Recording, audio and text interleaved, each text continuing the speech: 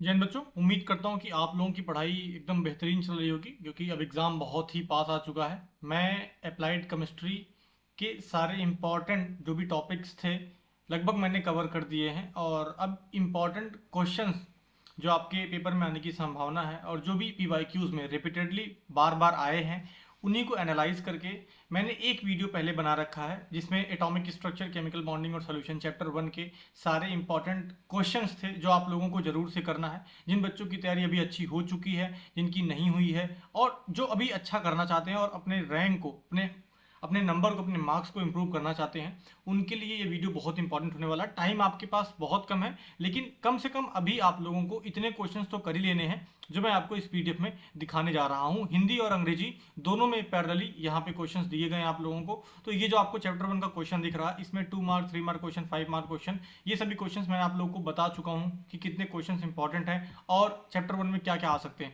आज इस वीडियो में चैप्टर 2 से लेकर के चैप्टर 5 तक के कोशिश करूंगा कि इंपॉर्टेंट क्वेश्चंस तो मैं आपको बता ही दूं क्योंकि ये पीडीएफ आप रोक करके आराम आराम से क्वेश्चंस देख भी सकते हैं। ठीक है, अगर आप लोग इसको कर लेंगे तो उम्मीद करिए आप लोग का लगभग सारा टॉपिक कवर भी हो जाएगा और आप रिवीजन भी अच्छे से कर पाएंगे। अगर आपने अभी तक सिलेबस कवर भी कर लिया होगा तो रिवीजन करने में भी ये क्वेश्चंस आपके बहुत ही इंपॉर्टेंट होने वाले हैं। ठीक है, अगर आप लोगों ने अभी तक रिवीजन सही से नहीं भी किया तभी इन क्वेश्चंस के माध्यम से आप लोग आंसर लिखते हुए उसको रिवाइज कर सकते हैं। ठीक है, तो चैप्टर 2 वाटर का यहाँ पे कुछ 10 क्वेश्चंस दिए गए हैं ऑब्जेक्टिव टाइप। ऑब्जेक्टिव का मतलब होता है जो बहुविकल्पीय होते हैं जिसमें से आपको एक सेलेक्ट करना होता है। लेकिन ये टाइप के क्वेश्चंस आपके पेपर में आए, ये संभावना हो भी सकती है, नहीं भी हो सकती है, लेकिन इस क्वेश्चन को करने के बाद आपका इतना फायदा होगा कि हाँ ये क्वेश्चंस कितने इंपॉर्टेंट है और हमें कैसे दिमाग लगाना होगा अगर ये क्वेश्चन आता है। मान लीजिए कि जल की कठोरता किसके कारण होती है, ठीक है, आपसे ये पूछ सकता है। इसमें आप लोगों को अस्थाई और अस्थाई दोनों कठोरता अलग अलग पूछ सकती है। लेकिन अगर आपके सामने ये क्वेश्चन आता है तो आप लोग इसको एक नंबर में भी सोच सकते हैं कि ये पेपर में आ सकता है। अगर ऑब्जेक्टिव नहीं आया तो भी ये क्वेश्चन डायरेक्टली यहाँ से पूछ सकता है। ठीक है, अगला क्वेश्चन क्या दिया है कि अस्थायी कठोरता किसके कारण होती है, अस्थायी कठोरता किसके कारण होती है, ये मैंने अलग अलग पार्ट्स में बताए हैं। अगर यहाँ पे देखिए ऑप्शंस भी आपके सामने हैं, जिसे टेम्परेरी हार्डनेस के लिए क्लोराइड हो गया, सल्फेट हो गया, बाइकार्बोनेट या नाइट्रेट। और यहाँ पे आपके परमानेंट हार्डनेस के लिए कैल्शियम सल्फेट या मैग्नीशियम सल्फेट। ऑप्शन बी है यहाँ पे कैल्शियम बाइकार्बोनेट, सी है सोडियम बाइकार्बोनेट और डी है अमोनियम क्लोराइड। आप लोग खुद से अटेम्प्ट करने का ट्राई करिएगा। ये क्वेश्चंस मैं धीरे धीरे करके स्क्रॉल कर रहा हूँ, आप आराम से देखते हुए चलिएगा क्योंकि मेरा मेन फोकस है 2 नंबर और 3 नंबर और 5 नंबर के जो आपके बड़े लार्ज आंसर टाइप क्वेश्चन आएंगे, जिसको हम लोग कहते हैं कि हमें कुछ शब्दों में उसको लिखना होता है, 50 से 100 शब्दों में और उसके बाद 150 शब्दों में। उन सभी शब्दों को कैसे लिखना है हमें और क्वेश्चन कैसे आ सकते हैं उनको मैं आपको रो करके एक्सप्लेन करते हुए बताऊंगा कि कैसे कैसे क्वेश्चन लिखे जा सकते हैं और उसको करा जा सकता है। देखिए जियोलाइट विधि क्या होती है और यहाँ पे जो बॉयलर में स्केल फॉर्मेशन होता है, स्केल बनने का जो मुख्य कारण होता है वो क्या होता है, आयन विनिमय विधि बहुत ही इंपॉर्टेंट टॉपिक होता है। ठीक है, और यहाँ पे है जल में सूक्ष्म जीवों को नष्ट करने की प्रक्रिया क्या कहलाती है, जमावट, जीवाणुनाशन, निष्पंदन, तलछटकरण।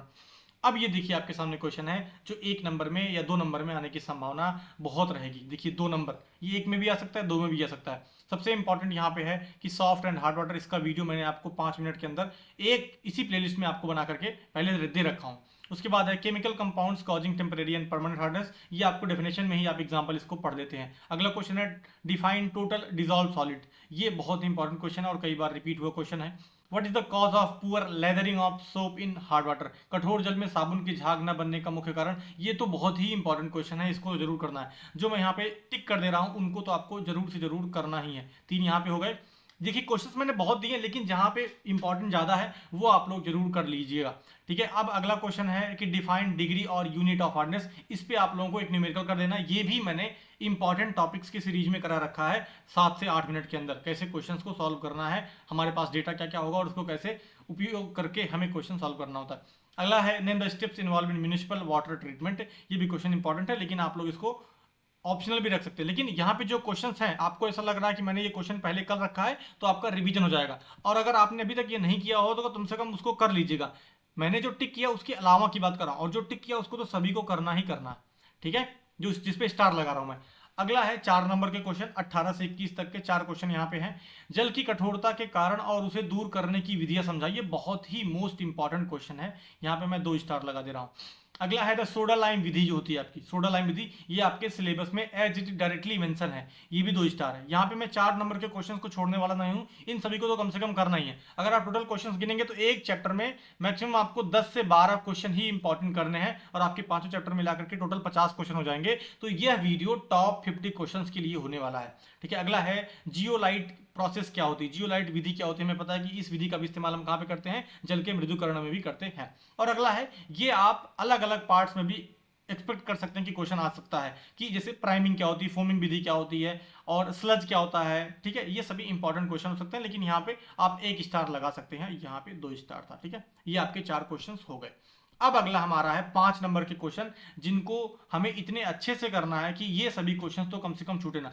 एक क्वेश्चन है कि डुलोंग फॉर्मूला पे एक न्यूमेरिकल आता है, और अगर ये न्यूमेरिकल नहीं आता तो इसके और में जो भी कुछ आएगा वो थियरी अभी तक आप लोग इसके सामने जो हमने पढ़ाया है आप देख चुके होंगे। यहाँ पे 1 स्टार हो गया। अगला है, यहाँ पे देख सकते हैं कि आयन एक्सचेंज विधि, और ये डायग्राम के साथ अच्छे से इसका चित्रण करके आपको इसकी केमिकल इक्वेशंस को बताना है, क्या क्या रिएक्शंस है यहाँ पे, और वाटर सॉफ्टनिंग की ये प्रॉपर विधि को अच्छे से एक्सप्लेन करना है।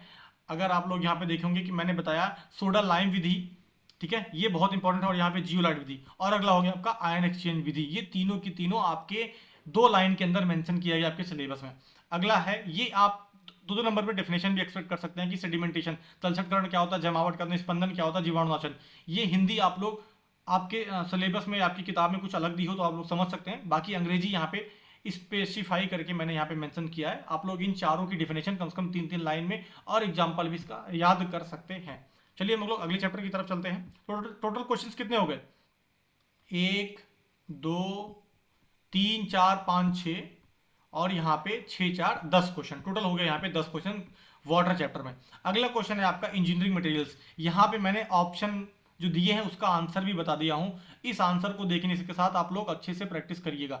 वह प्राकृतिक पदार्थ जिससे धातु को आर्थिक रूप से निकाला जा सकता है, ये डेफिनेशन भी हो गई किसकी, अयस्क की। अयस्क की डेफिनेशन के साथ आप लोग इस क्वेश्चन को भी कर सकते हैं। अब अयस्क में उपस्थित अवांछित अशुद्धियां कहलाती हैं, ये भी डेफिनेशन होगी किसकी, गैंग की। देखिए यहाँ पे ये गैंग की डेफिनेशन भी हो गई। अब आप लोगों को इसका एग्जाम्पल भी याद कर लेना कि गैंग कहाँ पे बनता है। लौह लौह का मुख्य अयस्क क्या कहलाता है, हेमेटाइट, बॉक्साइट, गैलेना, क्यूप्राइट। यहाँ से आप लोगों को अयस्क के फॉर्मूलेज भी अच्छे से तैयार कर लेना कि कौन कौन से अयस्क के नाम क्या होते हैं। The main ore of aluminium, iron का पूछा, यहाँ पे एल्यूमिनियम का, तो हमें पता है कि बॉक्साइट होता है। हमें इसका क्वेश्चन भी करना होता है किसमें, जो हम लोग विधियां पढ़ते हैं उसमें हमें देखना होता है कि ये क्या होता है, ठीक है, बॉक्साइट। अगला हो गया कि flux combined with gangue to form, flux gangue के साथ मिलकर के क्या बनाता है, स्लैग बनाता है, यहाँ पे देख सकते हैं। अगला क्वेश्चन क्या हो गया, मिक्स धातु क्या है। मिक्स धातु क्या है, मिश्रण है या धातुओं का मिश्रण है, कि शुद्ध धातु है क्या धातु है। ये सभी क्वेश्चंस आपको पॉज करके जूम करते हुए आराम से एकदम अच्छे से क्वेश्चन दिख रहा होगा आपको, करते जाइएगा, एक भी क्वेश्चन छोड़िएगा मत। पेपर के पहले जब भी आप केमिस्ट्री देने जाएंगे, अधिकतर बच्चे आप लोग जान लीजिए कि जिनकी सबसे ज़्यादा बैक लगती है वो लगती है किसमें, केमिस्ट्री में या फिर कम्युनिकेशन स्किल में, सीएस में। इन दोनों को अगर आपने तैयार कर लिया तो फर्स्ट सेमेस्टर में पॉलिटेक्निक के बच्चों को बैक नहीं लगने वाली है। आप लोगों को सौरभ सर ने कई कई बार बताया होगा। इसीलिए आपकी प्रैक्टिस को अगर देखना है कि आपने अच्छे से प्रैक्टिस कर रखी है कि नहीं, आपका तैयार है कि नहीं, उसको चेक करने के लिए भी आप ये 10 क्वेश्चन खुद से बिना आंसर देखे भी टिक कर सकते हैं कि इसका आंसर क्या होगा। चलिए अब हम अपने अगले सेक्शन की तरफ चलते हैं, जो कि हमारा 2 या 3 नंबर का क्वेश्चन होता है। Differentiate between mineral and or, ये 2 नंबर में क्वेश्चन आ सकता है। खनिज और अयस्क के बीच में अंतर क्या हो गया। धातुकर में फ्लक्स की क्या भूमिका होती है, ये आप उसी ऑब्जेक्टिव टाइप के क्वेश्चन से रिलेट करके इसको 2 से 3 लाइन की डेफिनेशन भी अच्छे से तैयार कर सकते हैं रिएक्शन के साथ में। तो ये आपका इंपॉर्टेंट हो गया, ये भी इंपॉर्टेंट हो गया। एल्यूमिनियम के 2 अयस्कों के नाम और इनका रासायनिक सूत्र, ये भी इंपॉर्टेंट तो है ही। अगला है मिश्र धातु बनाने के उद्देश्य उदाहरण सहित बताइए, ये तो आपको पता ही होगा, ये मैं उतना इंपॉर्टेंट नहीं मानता हूं, लेकिन आपको ये पता होना चाहिए, क्योंकि अगर आपने कोई सिलेबस पढ़ा हुआ होगा इंजीनियरिंग मटेरियल का कहीं से भी, तो आपको ये चीज बताई गई होगी कि एल्यूमिनियम के 2 अयस्क क्या होते हैं और मिश्र धातु क्या होती है। अगला इंपॉर्टेंट क्वेश्चन है कि यहाँ पे थर्मोप्लास्टिक और थर्मोसेटिंग प्लास्टिक के 2 डिफरेंस है। ये 5 नंबर या 4 नंबर में भी आ सकता है, वहां पे कम से कम आपको 6 से 7 डिफरेंसेस लिखने होंगे, और वो भी ऐसे ही टेबुलर फॉर्मेट में लिखना होगा जैसे मैं आपको यहाँ पे दिखा रहा हूँ, ठीक है। कुछ भी छोड़ करके नहीं जाना जो मैं आपको यहाँ पे बता रहा हूँ। अपवर्तक पदार्थ क्या होते हैं, रिफ्रैक्टिव मटेरियल्स। ये आपका जब सिलेबस चेंज हुआ तो ये सभी topics, composite material, refractive material, ये सभी अलग से ऐड किए गए हैं, और एग्जाम्पल के साथ इनको अच्छे से तैयार करना होगा। व्हाट इज कंपोजिट मटेरियल, इसमें आप लोगों के वुड था, ठीक है, ये सभी आपको तैयार करना होगा, और ग्लासेस थे। अब हम चलते हैं अगले सेक्शन की तरफ, जो आपका 4 नंबर में मोस्टली उम्मीद करी जाती है। तो देखिए मैं थोड़ी सी 10 सेकंड के लिए वीडियो रोक रहा हूं, आप लोग आराम से इसका स्क्रीनशॉट ले सकते हैं, इसको नोट कर सकते हैं। रोस्टिंग क्या होती है? रोस्टिंग और कैल्सिनेशन की प्रक्रिया को उदाहरण सहित समझाइए। ये 2 नंबर तो कम से कम, नहीं तो 3 नंबर में भी क्वेश्चन आ सकता है। अगला है लौह निष्कर्षण के दौरान ब्लास्ट फर्नेस में विभिन्न क्षेत्रों में होने वाली रासायनिक अभिक्रियाएं लिखिए। ये 3 नंबर से कम क्वेश्चन तो नहीं आएगा, ये 5 में भी आ सकता है। अगला क्वेश्चन है कि पोर्टलैंड सीमेंट के जमने और कठोर होने की प्रक्रिया को समझाइए। ये भी इंपॉर्टेंट क्वेश्चन हो गया। 2 स्टार यहाँ पे हो गया और 2 स्टार यहाँ पे हो गया, और इस रोस्टिंग और कैल्सिनेशन पे मैं 1 स्टार लगा रहा हूँ। अगला हो गया आपका होमोपॉलीमर और कोपॉलीमर में अंतर, इसके भी मैं आपको 1 स्टार ही लगा रहा हूँ। ठीक है, स्टार का मतलब हो गया कि the importance of that question is more than other question, मतलब इस क्वेश्चन का इंपॉर्टेंस जो महत्व है वो अलग, मतलब जो बाकी क्वेश्चन से थोड़ा ज्यादा होगा। ठीक है, अगला क्वेश्चन हो गया 22, 23, 24, 25, ये आपका टोटल 25 क्वेश्चन है यहाँ पे। इसमें देख सकते हैं आप लोग, हेमेटाइट अयस्क से लौह निष्कर्षण ब्लास्ट फर्नेस में चित्र सही समझाइए। यहाँ पे मैं लगा रहा हूँ 3 स्टार। जैसे मैंने बताया था आपको कि यहाँ पे आयरन को निकालने के लिए जो विधि होती है उसको आपको ब्लास्ट फर्नेस के माध्यम से हेमेटाइट ओर से कैसे निकालेंगे वो बताना है, प्रॉपर स्टेप्स लिखने हैं, यहाँ पे डायग्राम भी आपको ड्रॉ करना होगा। अगला हो गया कि बॉक्साइट अयस्क से एल्यूमिनियम का निष्कर्षण, ये मतलब यहाँ पे मैं लगा दे रहा हूँ, ये जान लीजिए पेपर लीक ही हो गया तरीके से। यहाँ पे मैं 5 स्टार लगा रहा हूँ, 5 स्टार। मोस्ट प्रोबेबली ये क्वेश्चन आ सकता है। यहाँ पे आपको हॉल हेरोल्ड विधि और बेयर्स निष्कर्षण जो विधि होती है, ठीक है, बेयर्स एक्सट्रैक्शन विधि, इन दोनों को पहले आपको बेयर समझाना है, फिर उसके बाद आप लोगों को हॉल हेरोल्ड समझाना है। इनको बताते हुए आपको 5 नंबर के लिए कम से कम ये जान लीजिए कि 150 शब्दों में आपको अच्छे से इसको तैयार करना होगा। अगला क्वेश्चन हो गया मिश्र धातुओं पर विस्तृत टिप्पणी लिखिए, उनके प्रकार, उद्देश्य, उदाहरण एवं उपयोग सहित। मिश्र धातुओं पर विस्तृत टिप्पणी, ये क्वेश्चन मतलब आप लोगों ने सब पार्ट्स में तैयार किया होगा कि मिश्र धातु क्या होते हैं, उनके बहुत सारे टाइप्स, उसमें आयरन कितना है, कॉपर कितना है, जिंक कितना है, उन सभी के अलॉयज के मिक्सचर के परसेंटेज कितने हैं, और उनका एग्जांपल क्या होता है, उनके एप्लीकेशंस क्या होते हैं। ये रिलेटिवली क्वेश्चन आसान है। ठीक है, अगला क्वेश्चन हो गया पीवीसी नायलॉन 66 बेकेलाइट, ये तो आप लोग यहाँ पे 3 स्टार लगा ही लीजिए। तो टोटल यहाँ पे अगर मैं इंपॉर्टेंट क्वेश्चन बताऊं तो 4 4 2 6 1 7 7 क्वेश्चन वहां पे हो गया, और 7 3 10 1 11, टोटल 11 क्वेश्चन हो गए यहाँ पे 2, 3 और 5 नंबर वाले क्वेश्चंस में। अब हम लोग चलते हैं अपने अगले चैप्टर की तरफ, फ्यूल्स एंड ल्यूब्रिकेंट की तरफ, ईंधन और स्नेहक। यहाँ पे भी सेम आप लोग स्क्रीनशॉट ले सकते हैं। ठीक है, स्नैपशॉट, स्क्रीनशॉट जो भी लेना हो। मेरी स्पीड थोड़ी ज़्यादा है, आप स्पीड कम भी कर सकते हैं, क्योंकि स्क्रीनशॉट आपको लेना होगा और आपको इसको अच्छे से प्रैक्टिस करना होगा। अभी आप जब इस वीडियो को देख रहे होंगे तो मैक्सिमम मुझे पता है कि आप ये 12-13 तारीख में देख रहे होंगे, तो आप इसको देखते हुए, अभी आपका पेपर 17 से चालू होगा, तो उसके पहले कम से कम इसको एक बार आप लोग ये देख लीजिएगा कि मैंने क्या क्वेश्चन नहीं कराया अभी तक, तो उसको तो आप लोग अच्छे से लिख लीजिएगा अपनी कॉपी में, या फिर उसको आप लोग तैयार कर लीजिएगा, कहीं से वीडियो देख लीजिएगा। अगर आपने उस टॉपिक को नहीं समझा है तो आप लर्निंग डे जाकर पे सर्च करके डायरेक्टली उस वीडियो को पा सकते हैं, वहां पे आप इसको जाकर के समझ सकते हैं। ठीक है, बाकी आप लोग इसका स्क्रीनशॉट लेते जाइएगा। ईंधन वह पदार्थ है, इसकी डेफिनेशन डायरेक्टली क्या हो गया, और ईंधन का जो कंबशन होता है, कंबशन ऑफ फ्यूल इज, यहाँ पे ऑक्सीकरण है ये, कि रिडक्शन है, कि एड्जॉर्प्शन है, कि एब्जॉर्प्शन है, और फ्यूल्स आर क्लासिफाइड इनटू, कितने प्रकार के फ्यूल्स होते हैं। ये तो बहुत ही बेसिक क्वेश्चन हो गया। अगला क्वेश्चन यहाँ पे ये आ सकता है आपके सामने, ये जो फॉर्मूला होता है high calorific value minus low calorific value equals to क्या होगा। यहाँ पे जो न्यूमेरिकल वैल्यू 587 पूछ रहा है इंटू 9H/100, ये आपको जरूर फॉर्मूला पता होना चाहिए। ठीक है, अगला यहाँ पे देख सकते हैं ईंधन का ऊष्मीय मान निम्न इकाई में मापा जाता है, किन किन इकाइयों में ईंधन का ऊष्मीय मान, कैलोरीफिक वैल्यू किस में मापी जाती है। ये इंपॉर्टेंट क्वेश्चन है। ठीक है, मैं यहाँ पे स्टार लगा दे रहा हूँ।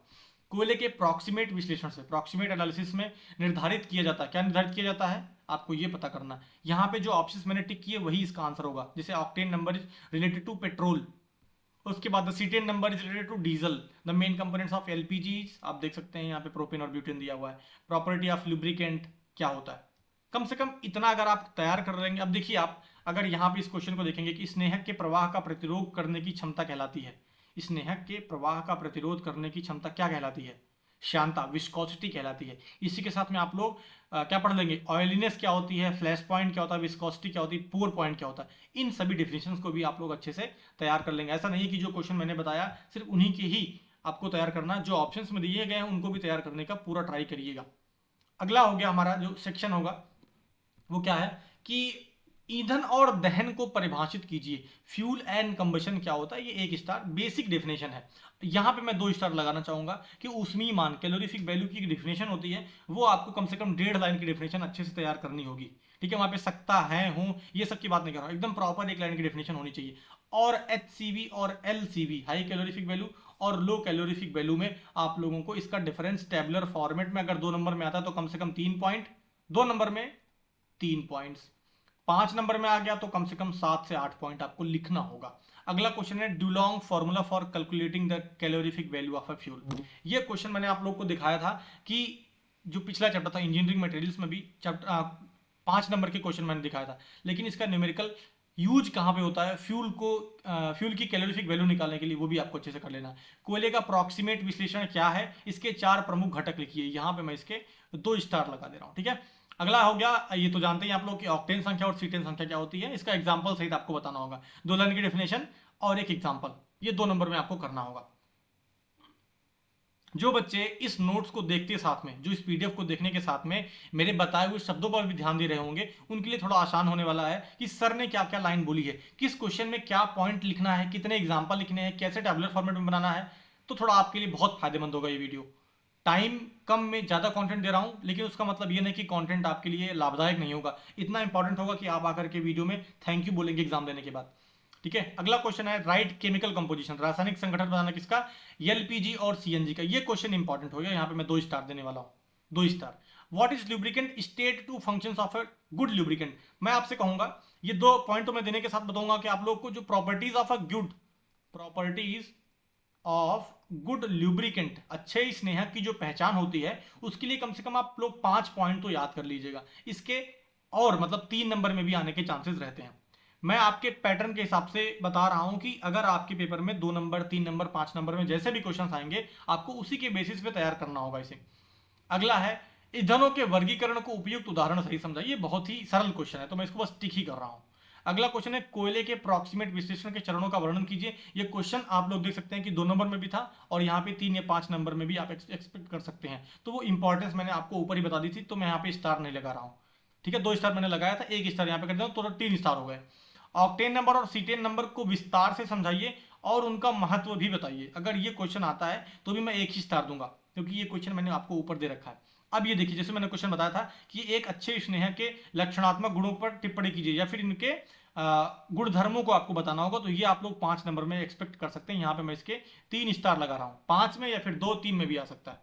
अब चलते हैं हम लोग अपने टोटल 4 क्वेश्चंस पे, जो हमारे 5 नंबर के क्वेश्चंस हैं। जितने भी क्वेश्चंस आपको दिख रहे हैं वो सभी सेक्शन में डिवाइडेड हैं। पहला 1 नंबर का होगा ऑब्जेक्टिव टाइप वाला, उसके बाद 2 या 3 का होगा, फिर आप 4 नंबर समझ सकते हैं, उसके बाद 5 नंबर का।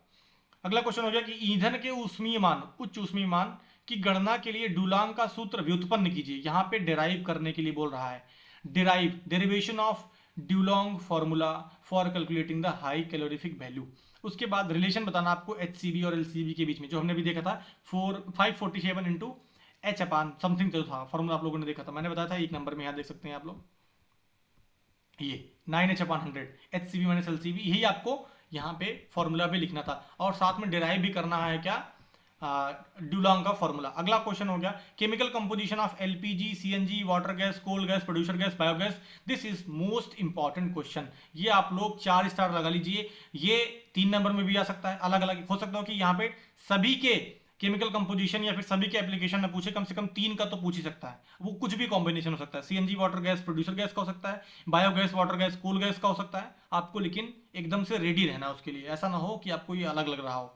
Explain the mechanism of lubrication, hydrodynamic स्नेहन और सीमांत स्नेहन को सुस्पष्ट करना होगा, ठीक है। बाउंड्री ल्यूब्रिकेशन और हाइड्रोडायनेमिक ल्यूब्रिकेशन क्या होता है, इसके बारे में आप लोग अच्छे से कर लीजिएगा। यहाँ पर मैं इसके लिए 3 स्टार दे रहा हूँ। अगला क्वेश्चन हो गया स्नेहकों के भौतिक और रासायनिक गुणों का उपयुक्त उदाहरण सहित वर्णन कीजिए। अब ये थोड़ा सा अलग हो गया, यहाँ पे फिजिकल और केमिकल में इसको बांट करके लिखना होगा। तो आप लोग चाहें तो इसको ऐसे टेबुलर फॉर्मेट में यहाँ पे भौतिक गुण लिख सकते हैं, यहाँ पे आप लोग रासायनिक गुण भी लिख सकते हैं, तो अच्छा रहेगा। नहीं तो आप लोग पहले भौतिक लिख लीजिए, फिर उसके बाद रासायनिक गुण भी ले सकते हैं। अगर ये 5 नंबर में आता है तो कम से कम 5 पॉइंट यहाँ पे और रासायनिक गुण में भी 5 पॉइंट आपको लिखना होगा। 10 पॉइंट कम से कम लिखना होगा। ऐसा नहीं है कि मैंने अपनी तरफ से खाली अपनी फॉर्मेलिटी पूरी कर दी, ऐसा नहीं करना। क्वेश्चन को एकदम जी जान से लिखना होगा।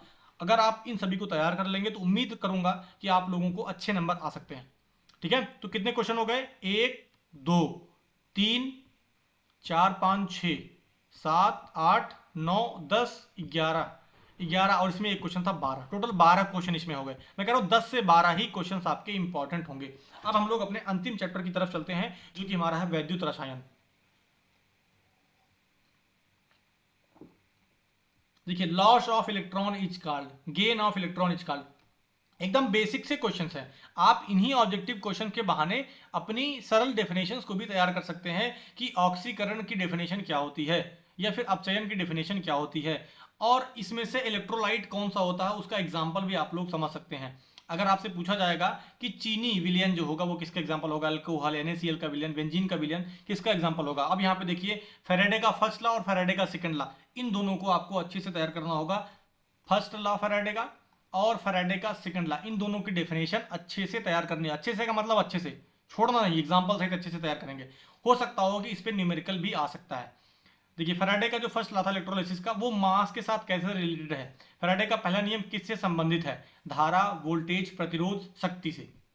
अगला क्वेश्चन हो गया इलेक्ट्रोमेटेलर्जी। इलेक्ट्रोमेटेलर्जी क्या होती है, इसका उपयोग किसके लिए किया जाता है, ठीक है। साथ में इसकी डेफिनेशन और इसका एग्जांपल भी आप लोग तैयार कर सकते हैं। लेड स्टोरेज बैटरी में प्रयुक्त इलेक्ट्रोलाइट क्या है।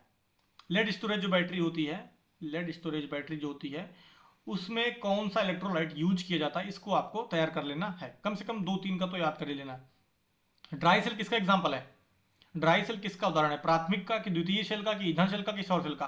अब इन चारों की डिफिनेशन आपको तैयार होनी चाहिए कि सौर सेल क्या होता है, प्राथमिक सेल के एग्जांपल्स क्या होते हैं, द्वितीय सेल के एग्जांपल्स क्या होते हैं, और ईंधन सेल क्या होता है और सौर सेल क्या होता है। अगला क्वेश्चन हो गया कि लोहे का जंग लगना किसका उदाहरण है, रासायनिक संचारण का, विद्युत रासायनिक संचारण का, या फिर भौतिक परिवर्तन का, या फिर गैल्वेनाइजेशन का। इन सभी को आपको अच्छे से तैयार कर लेना होगा। कम से कम ऑब्जेक्टिव टाइप क्वेश्चन से आप समझ सकते हैं कि मेरे कॉन्सेप्ट कितने अच्छे से तैयार हैं मुझे। अगला क्वेश्चन है कैथोडिक प्रोटेक्शन प्रिवेंट्स। कैथोडिक सुरक्षा जो हम लोग करते हैं वो किसे रोकता है, मतलब किसी भी धातु पर वो क्या करने के लिए रोकता है, ऑक्सीकरण, संक्षारण, अपचयन, जंग हटाना। अगला क्वेश्चन हो गया बिजली की सहायता से धातु की परत चढ़ाने की प्रक्रिया को क्या कहते हैं, ठीक है। चलिए, अब उम्मीद करता हूं कि आप लोगों के ऑब्जेक्टिव क्वेश्चंस की लास्ट सेक्शन था ये, क्योंकि हम लोग अपने अंतिम चैप्टर की तरफ चल रहे हैं। जिन लोगों को लग रहा हो कि सर चैप्टर 1 के बारे में आपने नहीं बताया, तो उसके लिए मैंने एक वीडियो पहला ही बना रखा है, वहां पे जाकर के आप लोग देख सकते हैं top 25 question of chapter 1। Chapter 1 में हमने क्या क्या करा है आप लोग जा सकते देख सकते हैं, ठीक है। वहां पे केमिकल बॉन्डिंग, एटॉमिक स्ट्रक्चर और सॉल्यूशंस के सभी क्वेश्चंस इंपॉर्टेंट वहां पे लिखे हुए हैं। चलिए, अब हम लोग अपने 1 या 2 नंबर के क्वेश्चंस पे चलते हैं। मैं 1 या 2 बोल रहा हूं, ध्यान दीजिएगा कि यही क्वेश्चन आपका जो पेपर सेटर बीटी यूपी है, क्या है, बीटीई यूपी, वो आपका 1 नंबर में भी दे सकता है, 2 नंबर में भी दे सकता है, उसका कोई भी भरोसा नहीं है। देखिए क्वेश्चन आराम से स्क्रीनशॉट ले लीजिए। ऑक्सीकरण और अपचयन की परिभाषा दीजिए। एग्जाम्पल मतलब यहां पे आपको रिएक्शन के सहित याद कर लेना, हो सकता हो कि ये 3 नंबर में भी आ सकता है। इलेक्ट्रोलाइट और नॉन इलेक्ट्रोलाइट की परिभाषा उदाहरण सहित बताइए। क्वेश्चन में ही सब कुछ दे रखा है। अगला क्वेश्चन, ये दोनों इंपॉर्टेंट मैं लिख दे रहा हूं। अगला क्वेश्चन, फैराडे का प्रथम विद्युत अपघटन नियम। मैंने ऊपर नहीं बताया था, लेकिन यहां पे मैं स्टार लगा दे रहा हूं, ठीक है, लेकिन ये इंपॉर्टेंट तो है। Redox reaction with one example, ये तो है ही इंपॉर्टेंट, हमें पता, हम तो पढ़े रहते हैं पहले से ही। अगला क्वेश्चन हो गया state any 2 industrial applications of electrolysis. ये क्वेश्चन आप लोगों के लिए इंपॉर्टेंट हो सकता है कि 2 औद्योगिक उपयोग बताइए विद्युत अपघटन का। ये आपको अपनी किताब से, जो आपने नोट से पढ़ा है, जो मेरे नोट से पढ़ा है, वही एग्जांपल यहाँ पे देना है कि किस चीज में एप्लीकेशन में इसका उपयोग होता है। अगला क्वेश्चन हो गया कि प्राइमरी और सेकेंडरी सेल, ये मैंने आपको ऊपर बताया था, लेकिन मैं यहाँ पे आपको 2 स्टार लगा दे रहा हूँ। इनका डेफिनेशन और इनका उदाहरण सहित आपको तैयार करना होगा। अगला क्वेश्चन हो गया कि संचारण की दर को प्रभावित करने वाले 2 कारक लिखिए। यहाँ पर भी मैं इसके 2 स्टार लगा दे रहा हूँ। टोटल यहाँ पे 5 क्वेश्चन इंपॉर्टेंट हो गए। अगला हो गया सेक्शन हमारा 4 नंबर या फिर 3 नंबर में भी इसको लिख सकते हैं। फैराडे का लॉ ऑफ इलेक्ट्रोलाइसिस क्या होता है। इसमें अगर आपको सिर्फ फैराडे का लॉ ऑफ इलेक्ट्रोलाइसिस पूछा है तो फैराडे का लॉ ऑफ इलेक्ट्रोलाइसिस ही बताना है, ठीक है। And give a simple numerical example.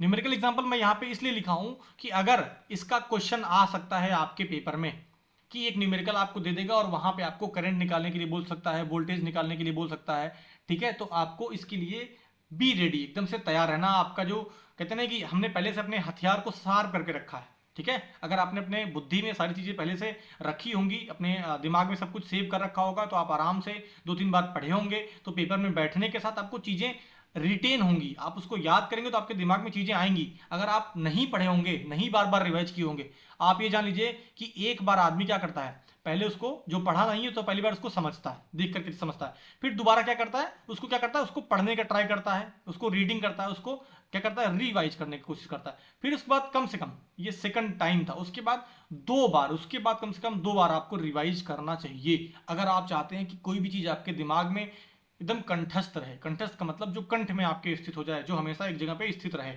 ठीक है। अगला क्वेश्चन हो गया, explain the process of electroplating with the help of diagram. अगर इलेक्ट्रोप्लेटिंग की बात करें तो यहाँ पे आपको कैथोड एनोड को अच्छे से दिखाना होगा डायग्राम के साथ। अगला क्वेश्चन हो गया, describe the construction and working of dry cell. Dry cell कैसे कार्य करता है, उसकी संरचना क्या होती है, उसकी मैकेनिज्म, उसकी विधि क्या होती है, कैसे उसको बनाया जाता है। ठीक है। अब अगला क्वेश्चन हमारा है, संचारण क्या है, इसके प्रकार समझाइए। ये क्वेश्चन आप लोगों को मैं यहाँ पे 2 स्टार क्या 3 स्टार दे रहा हूँ। संचारण क्या है, इसके प्रकार समझाइए। ठीक है। ड्राई सेल के लिए मैंने 1 स्टार यहाँ पे दे दिया है, और फैराडे का लॉ हमने ऊपर पढ़ ही लिया है, तो इसके लिए मैं यहाँ पे इलेक्ट्रोप्लेटिंग के लिए 2 स्टार देना चाहूंगा। स्टार का मतलब इंपॉर्टेंस कितनी है उस क्वेश्चन की। अब हम लोग अपने लास्ट पेज पे आ गए हैं, आप लोग आराम से स्क्रीनशॉट लेते रहिएगा। यहाँ पे 5-5 नंबर के क्वेश्चन है, 5 मार्क के क्वेश्चन है। विद्युत अपघटन के औद्योगिक उपयोगों में धातु निष्कर्षण, विद्युत लेपन और विद्युत परिष्करण की प्रक्रिया का वर्णन कीजिए। Describe the process of extraction क्या होता है, इलेक्ट्रोप्लेटिंग क्या होता है, इलेक्ट्रोलाइटिक रिफाइनिंग। अब आपके सामने ये क्वेश्चन पूछ सकता है, जैसे मैं यहां पे दे रहा हूं, मैं लिख तो अंग्रेजी में रहा हूं लेकिन ये हिंदी में भी आ सकता है। डिस्क्राइब द, देखिए क्वेश्चन कैसे बनाएगा। यहां पे क्वेश्चन इसका पहला पार्ट दे देगा, यहां पे इसका निष्कर्षण क्या होता है। फिर दूसरा दे सकता है कि इलेक्ट्रोप्लेटिंग क्या होती है। ठीक है, इलेक्ट्रोप्लेटिंग क्या होती है। फिर तीसरा पार्ट हो सकता है यहाँ पे कि इलेक्ट्रोलाइटिक रिफाइनिंग क्या होती है, इलेक्ट्रोलाइटिक रिफाइनिंग क्या होती है। ठीक है, ये आपके 3 पार्ट ऐसे बना सकता है। ये आपको 5 नंबर में भी पूछ सकता है, 3 नंबर में भी पूछ सकता है। तो क्वेश्चन बनाने का जो तरीका होगा, ये आपको जो क्वेश्चन दिया गया एक तरीके से इसमें कुछ टॉपिक्स हैं जिनके लिए आपको अच्छे से तैयार करना होगा, बिना तैयार किए आप लोग नहीं लिख सकते। लेड स्टोरेज बैटरी की संरचना क्या होती है, स्ट्रक्चर क्या होता है, इसकी मैकेनिज्म, कार्यविधि कैसे कार्य करता है, कैसे इसको बनाया जाता है, और इसके अंदर रासायनिक अभिक्रियाओं को आरेख, इनका डायग्राम सहित बताना है। अगला क्वेश्चन हो गया, ये इस यहाँ पे दे लीजिए, मैं 3 स्टार दे रहा हूं, और ये तो मैं पहले बता चुका हूं कि ये क्वेश्चंस कितने इंपॉर्टेंट है। अगला क्वेश्चन हो गया कि explain detail the electrochemical theory of corrosion and method of internal prevention like purification, alloying and heat treatment. ये मैं यहाँ पे 4 स्टार दे रहा हूँ। संक्षारण के विद्युत रासायनिक सिद्धांत तथा आंतरिक रोकथाम विधियां जैसे शुद्धिकरण, मिश्र धातुकरण और ताप उपचार विस्तार से समझाइए। 5 पॉइंट्स आप लोग इसके लिए दे सकते हैं, कम से कम 5 नंबर का क्वेश्चन आएगा जब भी आएगा। अगला क्वेश्चन है, संक्षारण की बाह्य रोकथाम विधियां जैसे मेटल कोटिंग क्या होती है, cathodic anodic and organic inhibitor, कार्बनिक अवरोधक। ये मैं यहाँ पे 3 स्टार दे रहा हूँ। ठीक है, इन सभी की इंपॉर्टेंस के हिसाब से आपको उतनी बार रिवाइज करना है, उनको अच्छे से तैयार करना होगा, और आप लोग अच्छे सिलेबस को देखते हुए इन सभी टॉपिक्स को रिवाइज करेंगे, और अपने नोट्स को जो आप लोगों के टीचर ने आपके कॉलेज में पढ़ाया है उसको आपको अगर अच्छा लगता है तो आप उसको रिवाइज करिएगा, अच्छे से पढ़िएगा, और कम से कम जो टॉपिक्स मैंने आपको बताया उनको उन नोट्स से अच्छे से तैयार कर लीजिएगा, रट लीजिएगा मैं कहूँ। ठीक है, रिएक्शंस को आप लोग बार बार ऐसे लिख करके प्रैक्टिस कीजिए। ये रिएक्शन, ये रिएक्शन, ये रिएक्शन, यहाँ पे ये कैथोड पे जाएगा, यहाँ पे ये एनोड पे जाएगा, ऑक्सीजन इस पे जाएगा, ठीक है, मेटल इस पे जाएगा। उसको लिखेंगे बार बार तो ही होगा। मतलब प्रैक्टिस मेक्स मैन परफेक्ट। आपको अगर अच्छा आदमी बनना है तो मेहनत तो करनी होगी। ठीक है, मेहनत करिए, मेहनत करने के साथ ही आपको सफलता मिलने वाली है। तो यहाँ पे 1 2 3 4 5 6 7 8 9 10 11, टोटल यहाँ पे 11 क्वेश्चन हो गए। आपके सामने जितने भी क्वेश्चंस दिए हैं ये टोटल कितने हो गए, 25 पंचे 125 क्वेश्चन। अगर मैं कहूं तो आपके टोटल सिलेबस में टोटल मैं कहूं तो 125 क्वेश्चन, कितने 125 क्वेश्चन हो गए, जिसमें आपके पार्ट 1 में मैंने चैप्टर 1 का 25 क्वेश्चन बता दिया है, और इस पार्ट 2 के वीडियो में आपको लगभग 11 चौक 44, लगभग जान लीजिए कि आप लोगों को 46-47 क्वेश्चन मैंने इस पार्ट में आप लोगों को बताया। अगर आपने इतना तैयार कर लिया तो जान लीजिए कि आपका लगभग सारा सिलेबस कवर हो गया, आपने कुछ भी छोड़ा नहीं है। अगर आप इतना नहीं कर पा रहे हैं तो कम से कम जो मैंने टिक करा हुआ है मोस्ट इंपॉर्टेंट, फिर 2-2 स्टार लगा करके, फिर 3-3 स्टार लगा करके, फिर 4 स्टार लगा करके, उनको उसी हिसाब से तैयार करना होगा जिस हिसाब से मैंने स्टार लगाए हैं। ठीक है, अगर आपको कोई दिक्कत लगती है तो आप लोग कमेंट सेक्शन में जाकर के पूछ सकते हैं। अभी मैं एकदम लास्ट में एक मेरी क्लास आएगी, ये तो हमारी मास्टर क्लास है जिसमें हम लोग टॉप 50 क्वेश्चंस करते हैं, लेकिन एक अल्फा क्लास आएगी जहां पे मैं आप लोगों को टोटल 25 क्वेश्चन बताऊंगा। टोटल 25 क्वेश्चन आपके पूरे 5 चैप्टर में से, एक चैप्टर से 5 question, 5 question, 5 question, 5 question, 5 question. ठीक है, तो आप लोग इन क्वेश्चंस को इतने अच्छे से तैयार करेंगे कि जैसे शिद्दत से हर धर्म के लोग अपनी किताबों को पढ़ते हैं, जैसे हिंदू लोग गीता, श्रीमद् भगवत गीता पढ़ते हैं, रामायण पढ़ते हैं, महाभारत पढ़ते हैं, और मुस्लिम लोग क्या पढ़ते हैं, कुरान शरीफ पढ़ते हैं। ठीक है, और हमारे ईसाई लोग जो बाइबल पढ़ते हैं। ठीक है, और गुरु गोविंद साहिब की जो उन्होंने जो अपने गुरबाणी लिखी है उसको पढ़ते हैं, उसी हिसाब से आप लोग को इसी शिद्दत से आपको इन 25 प्रश्नों को याद कर लेना है। मैं गारंटी के ऐसा कह सकता हूं कि आप लोगों को पास होने से कोई नहीं रोक सकता अगर इन्होंने ये 25 क्वेश्चन कर लिया। ये 25 क्वेश्चन अगर आपने अपने दिल में बैठा लिया तो ये जान लीजिए कि आपको पास होने से कोई भी नहीं रोक सकता है। ठीक है, अगर आपने इस और पहले वाले पार्ट को, पार्ट 1 और पार्ट 2 को कर लिया, तो ये जान लीजिए कि आप लोग एकदम अच्छे से एकदम मैराथन में शामिल है, आपको अच्छा नंबर लाने से कोई नहीं रोक सकता है। लेकिन जब अगला वीडियो हमारा जो आएगा, जो टॉप 25 क्वेश्चन का आएगा, अगर आप अल्फा क्लास को करेंगे तो आप लोग पास हो सकते हैं आराम से, उसको कोई नहीं रोक सकता। ठीक है, बाकी इन सभी ऑब्जेक्टिव क्वेश्चंस को प्रैक्टिस करने का ट्राई करिएगा, सभी क्वेश्चंस को हल करिएगा। ऐसा नहीं कि मैंने इसको करा हुआ तो मैं नहीं करूंगा, करिए, उसको अपनी कॉपी में नोट करिए और एक शॉर्ट नोट्स बनाइए कि जैसे मान लीजिए मैंने यहाँ पे क्या टॉपिक लिख लिया, आप बताइए कुछ भी, मोलरिटी मैंने लिख लिया, ठीक है, मोलरिटी टॉपिक लिखा, तो मोलरिटी की यहाँ पे मैंने लिख लिया डिफिनेशन, इसका बटा इतना है, यहाँ पे number of moles of solute upon volume in litre, ठीक है, number of moles of solute upon volume in litre हमने लिख लिया। वैसे ही आप लोगों को मोलरिटी की, फिर नॉर्मलिटी की, ऐसे छोटे छोटे डेफिनेशन बना करके लिख लेना है कि जिससे मैं अपने पेपर के एक दिन पहले, अगर मान लीजिए आपके एग्जाम टाइम में गैप नहीं है, तो आप पेपर दे करके मान लीजिए शाम में आ रहे हैं, तो शाम में आप अगर 2 घंटा बैठते हैं तो 2 घंटा 3 घंटे में आपको ये पांचों चैप्टर रिवाइज हो जाने चाहिए। अब इसके बाद अगर आपके पास टाइम बचता है तो इन्हीं क्वेश्चंस को आप लोग लिखने का प्रयास करिए कि अगर आप ये, मैंने यहाँ पे प्रैक्टिस करा हुआ है तो मैं आराम से पेपर एग्जाम हॉल में अच्छे से लिख पाऊंगा। ठीक है, अगर आप लिख नहीं रहे हैं तो कम से कम इन जो क्वेश्चंस मैं आपको दिखा रहा हूं इनको आप एक बार फिर से गो थ्रू कर लीजिए कि क्या कोई क्वेश्चन मेरा छूटा तो नहीं है।